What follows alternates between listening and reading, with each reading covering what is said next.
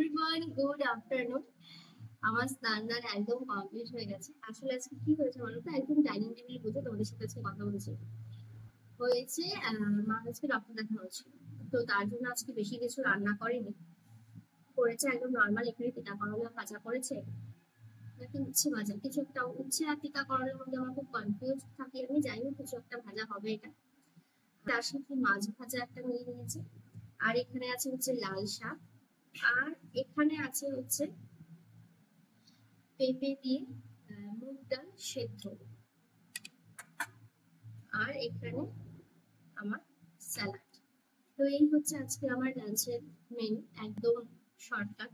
আর মা যাবার আগে হচ্ছে ডালটা হচ্ছে একদম মানে রেডি করে দিয়ে গেছিল। আমি জাস্ট একটু আগে স্নান থেকে এসে ডালটা সেদ্ধ করে নামালাম।